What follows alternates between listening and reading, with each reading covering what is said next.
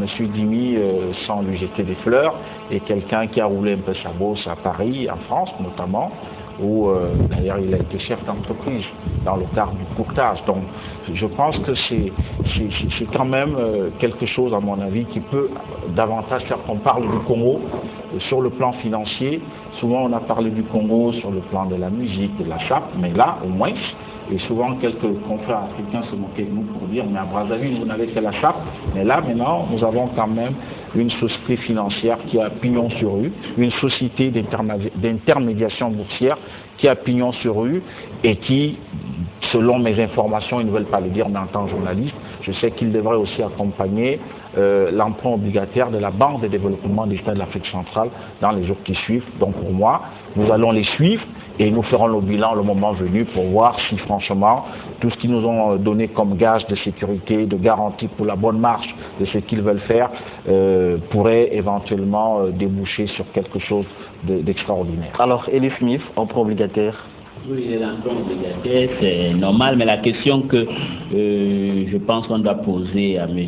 Dimi, que je crois que dans un pays communisant, ancien communisant, parce que c'est dans les pays qui ont des cultures libérales comme le Gabon, le Cameroun, la Côte d'Ivoire, il n'y a pas de problème.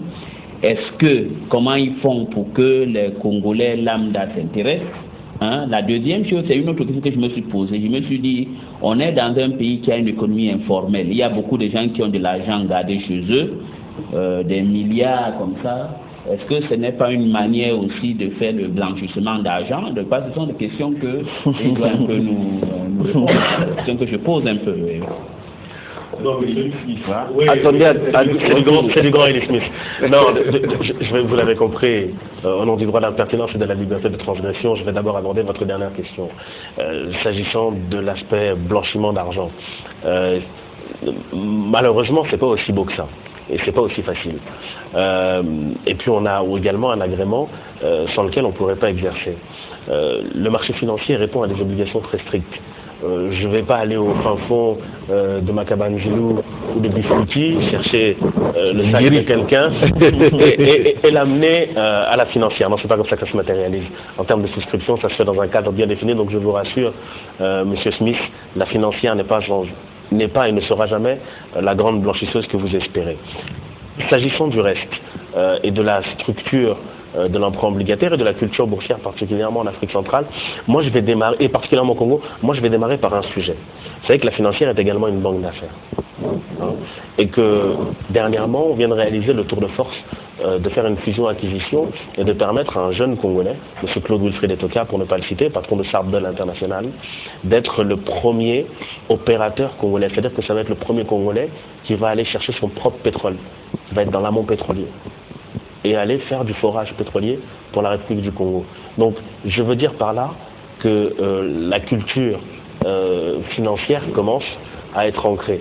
Et plus important, dans une des parties sensibles de la République, puisqu'aujourd'hui 85% du budget de la République du Congo est basé sur les ressources pétrolières. Donc, on y vient. Il y a des opérateurs économiques qui sollicitent les compétences de la financière pour aller réaliser des opérations d'envergure. S'agissant de la culture boursière, on vous l'a dit tout à l'heure, chaque chose en son temps. On a pris aujourd'hui des petits porteurs, ce qu'on appelle des petits porteurs, je cherche mes termes pour ne pas être trop technique justement, en créant une obligation à 10 000 francs CFA au démarrage. Si vous avez la possibilité de venir sur le marché financier avec 10 000 francs CFA, demain peut-être que vous viendrez pour 20 000, après-demain pour 30 000. Il faut inciter les gens à aller au marché financier, mais de manière sécurisée. C'est vrai que pour nous, ça représente un travail de fourmi, mais on a signé pour ça. On a également une dispense culturelle à faire pour que les gens viennent nombreux et massivement au marché financier. Alors, AGW de Marseille. Oui, moi, ce qui m'intéresse, c'est que si chaque citoyen congolais, nos cadres, brillants comme ça à l'extérieur, reviennent au pays avec pareille initiative, je crois qu'il faut les encourager. Dans tous les secteurs de la vie, et surtout quand on sait que la finance est le nerf de la vie, dans le nerf de la guerre, vous avez des initiatives qui ne sont pas tenues que par des expatriés, parce que celui qui tient la finance tient la vie, et si la finance dans les mains totales des expatriés, eh bien vous restez indépendant, vous restez toujours dépendant. Et moi, ce que je peux dire à ce compatriote Dimi, félicitations. Vous savez, il y a des héros comme ça dans l'ombre qui ont vécu à l'extérieur. Quand ils arrivent au pays, ils tombent. On est surpris que c'est un Congolais qui le fait. Et la carte que présente Ndongo de Dili, moi je suis surpris. Quelqu'un comme ça qui a dirigé une entreprise. Et c'est parmi les Africains qui réussissent en Europe et qui continuent à faire chemin de... Moi, l'effet que je peux lui adresser en tant que journaliste très critique, c'est de penser que le pays existe, revenir au pays. Donner ce que tu as pris là-bas en France, l'initiative, excuse-moi, tu peux, parce que c'est un fraternel que je descends plus bas pour ne pas être trop loin. L'étrangeté, j'en veux pas, le vous est trop étranger. Tu as pris des choses en France et tu es revenu dans ton pays, tu dis, je vais servir la République. Et ça, c'est très important. Et nous qui ne sommes pas huppés dans le milieu de la film, quand on entend c'est un Congolais qui le fait, donc là c'est un trou qui est bouché, ça fait une fierté. Je crois que tous ceux qui ont des entreprises qui pensent que c'est pas la peine d'emmasser des millions au fond de son matelas, demain quand ça bouge, ça fait problème, voilà des circuits qui permettent d'évoluer. Évidemment, c'est pas le blanchiment comme dit Eli, mais au moins une structure agréée, qui a toutes les autorisations, qui est habilitée à le faire et qui le fait avec assez d'intelligence et de professionnalisme, mais on peut dire bravo.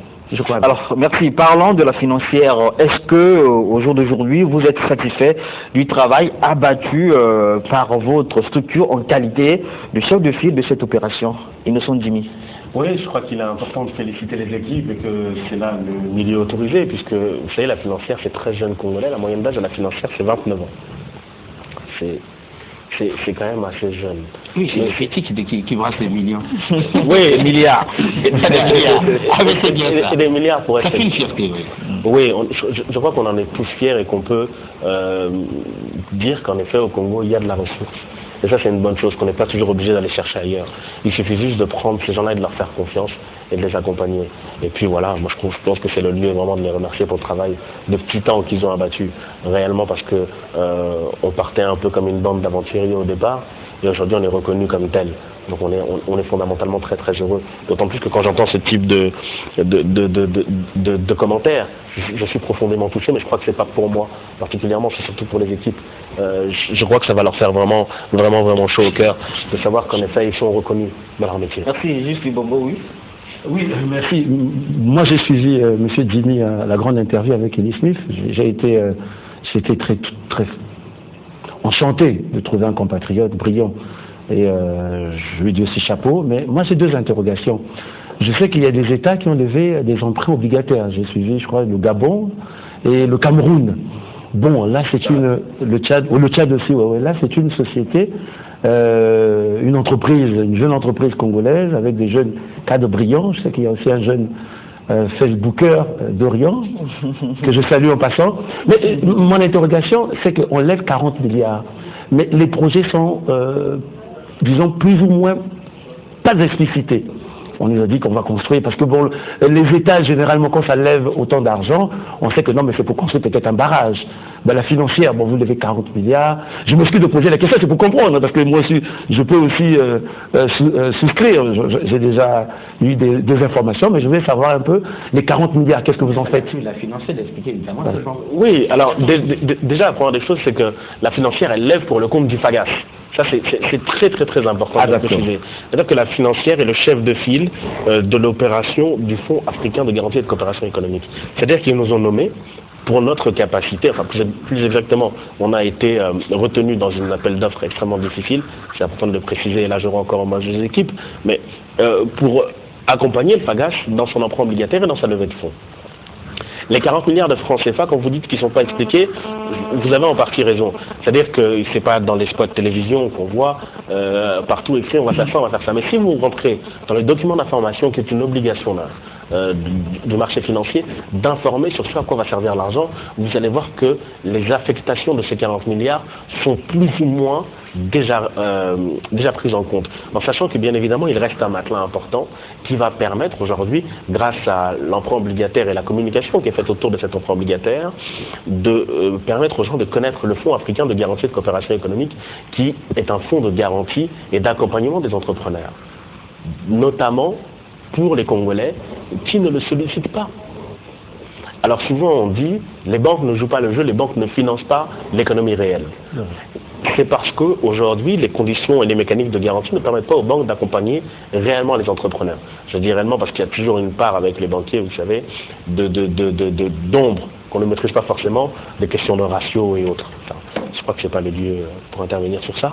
Mais dans ces 40 milliards-là, ce qu'il faut savoir, c'est que ça va servir aux entrepreneurs de la sous-région en général, mais surtout aux entrepreneurs du Congo en particulier.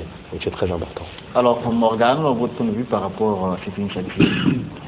C'est une initiative qui porte l'estampille africaine, donc qu'on ne peut que saluer. Mais je voulais aussi m'appesantir un tout petit peu sur quoi va-t-on prioriser l'investissement au niveau du FAGAS? Sur les 40 milliards, vous voulez dire? Oui, bien sûr. Non, il n'y a pas, dans l'échelle de l'entrepreneuriat, il n'y a pas d'échelle d'urgence. C'est fonction de l'arrivée des projets, de la pertinence des projets et de la bancabilité de ces projets-là.